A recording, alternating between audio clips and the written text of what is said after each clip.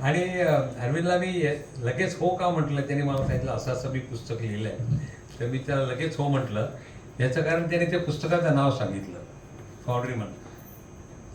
आणि मला आश्चर्य वाटलं की हा स्वतःला फाउंड्रीमन म्हणतो. लोक फाउंड्रीमन स्वतःला म्हणायला टाळतात. तुम्ही काय करा, मी फाउंड्रीमन म्हणत नाही.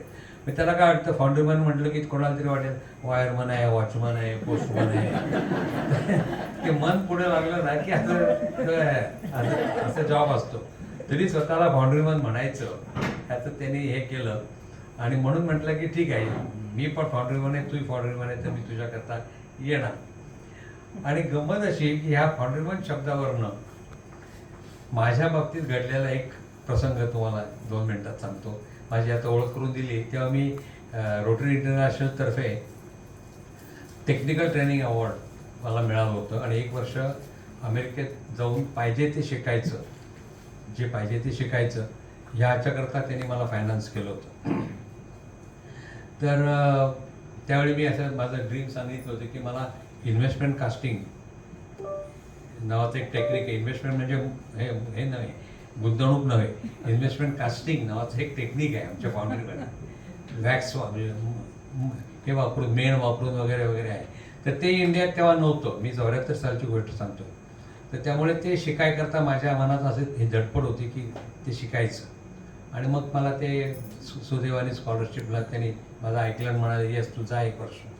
गेलो, रोटरीतर्फे गेलो. आता रोटरी इंटरनॅशनल तर्फे असल्यामुळे तुमच्यातले रोटेरियन कोण आहेत की मला माहिती आहे. म्हणजे रोटेरियनचं टिपिकल एक क्लब असतो. प्रत्येक रोटरी, प्रत्येक गावात 1-2 क्लब असतात. आणि ते क्लबची ठराविक दिवशी मीटिंग असते. ते गेट टुगेदर जर त्या आठवड्याचे दिवस ठरलेला असतो, जागा ठरलेली असते. तर मी ज्या गावात उतरलो त्या गावात कळलं की तिथल्या ह्याच्याकडनं की अरे एक आपल्याकडे एक असा व्हिजिटर आला आहे, गेस्ट आला आहे आणि शिकायला आला आहे वगैरे वगैरे. तर मग ते म्हणाले की या त्याला घेऊन या ना, बोलवा. म्हणून त्या दिवशी मी तिथे गेलो. तिथल्या रोटरी क्लबची टिपिकल पद्धत अशी होती की ते साधारण एका चांगल्या रेस्टॉरंट किंवा बारमध्ये भेटायचे. तर तिथे आम्ही आत गेलो, बसलो होतो. आणि ते एका माणसाने तिथल्या प्रेसिडेंटने मला विचारलं की माझं नाव हरी आहे. Hari, what do you do, what are you? तर मी म्हटलं की आय एम अ फाउंड्रीमन. तर मी आय एम अ फाउंड्रीमन म्हणाल्यावर त्यांनी त्या बार वेटरला बोलवलं. म्हणाला की याला आधी माझ्यातर्फे एक बिअर दे. माझ्या पैशाने द्यायची. मी म्हटलं काय झालं? तो म्हणाला स्वतःला फाउंड्रीमन म्हणायला लोक लाजतातच, म्हणतच नाही मी फाउंड्रीमन आहे म्हणून. फाउंड्री इंजिनियर म्हणतात, मेटलर्जिस्ट म्हणतात, अमकं म्हणतात. तो मन नको असतो. तर तू इतकं स्पष्टपणे आणि मनापासून म्हणाल की मी फाउंड्रीमन आहे, तर म्हणून तुला माझ्यातर्फे.